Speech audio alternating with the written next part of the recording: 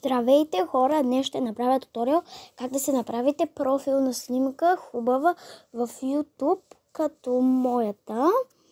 Не е чак толкова хубава, моята не е чак толкова хубава, но сега ще ви направя как да направите хубава такова, профилна снимка. Значи взимате си, например, някаква игра, на която играете много често и снимате видеа на нея. Например, Roblox аз се взимам.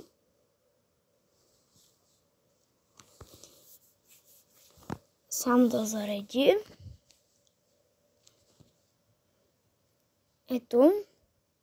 Зареди. И сега взимате някаква емоция. Емоция.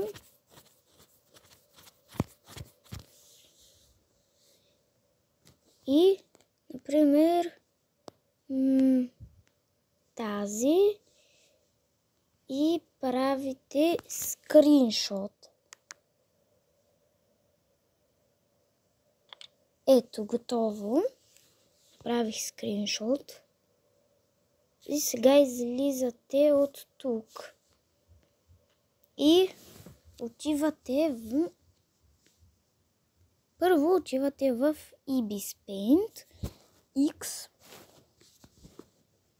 и влизате в My Gallery и тук натискате плюсчето и натискате на този лист. И правите фон на някакъв цвят, например на лилаво. Някак си, само да се променя четката. Правите някакъв фон и някакви украси. Така. Сваляваме четката и взимаме някакъв друг цвят. Може и също пак лилаво, ама друг цвят лилаво. Например, и така, например. Или не, и така някак си. И готово. И го запазваме в галерията.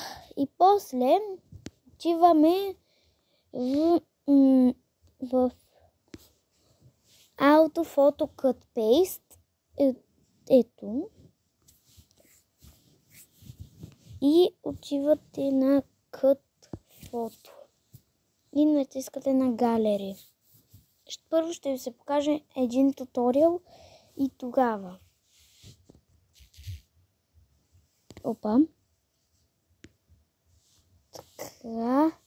И натискате, не на това. Не. Изчакайте за малко на пауза.